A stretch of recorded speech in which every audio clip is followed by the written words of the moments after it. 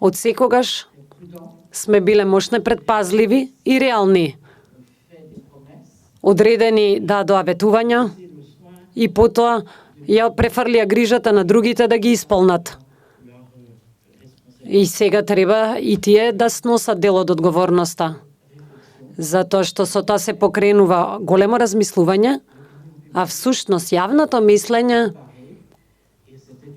беше подготвено и тоа беше дополнителен индиректен притисок во однос на државите членки кои што требаше да се изјаснат во однос на одлука позитивна и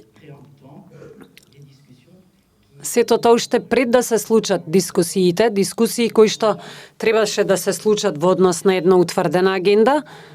Првата работа која што ќе ви ја кажам, а тоа не беше направено во месец јуни минатата година, затоа што Бундестагот не беше спремен, а и ние исто така бевме во европски изборен контекст, а требаше да се разговара за реалната состојба на реформите. Тоа беше на маса, потоа мистериозно во текот на целото лето се подигнаа очекувањата дека на некој начин одлуката ќе биде компензација за преспанскиот договор.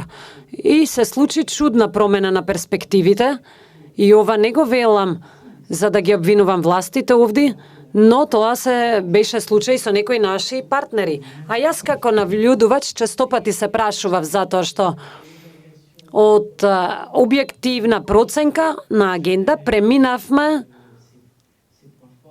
нели со позитивните и со послабите точки, преминавме на награда за постигнат договор.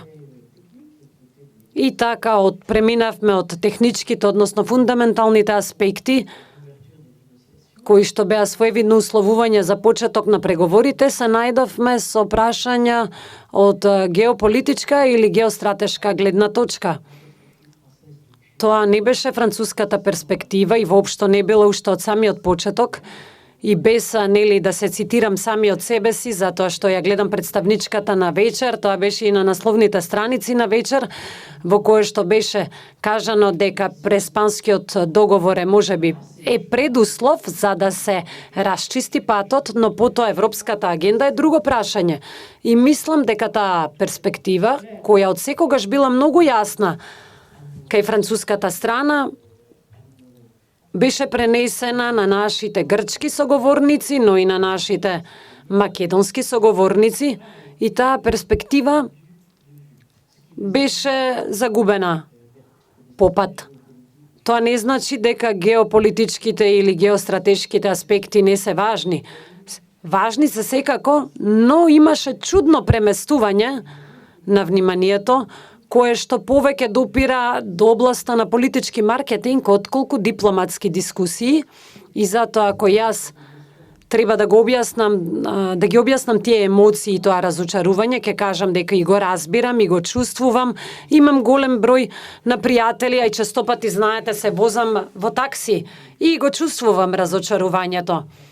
И ќе ви кажам дека и кога 3 години го споделуваме животот со еден народ, тоа значи дека делумно нели живееме и со надежите и со разочарувањата на народот. И можам да ви кажам дека истите и ги пренесов во Париз.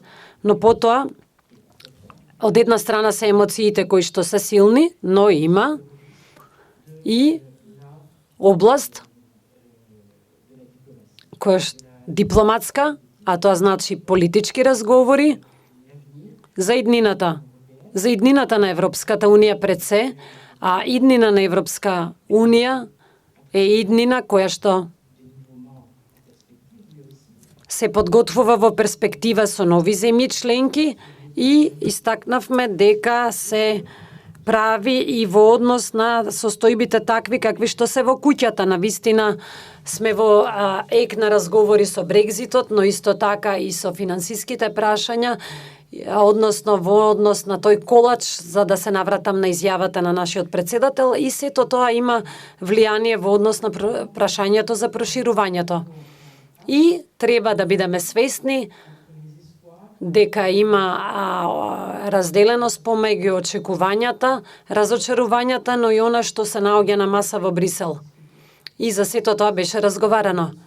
Мислам дека треба да извлечеме поука од сето ова, поука за нас, тоа го признавам, и поука за моите власти, но исто така треба да извлечеме и поука за сите оние кои што понекогаш може би поради невнимание да дале надежи како да се веќе остварени. И сега јас тука сум во пресрет на нив и ќе кажам дека тие надежи остануваат наш фокус и уште еднаш ќе кажам дека станува збор само за една етапа која што беше разочарувачка за многубина овде, но тоа е само една од етапите.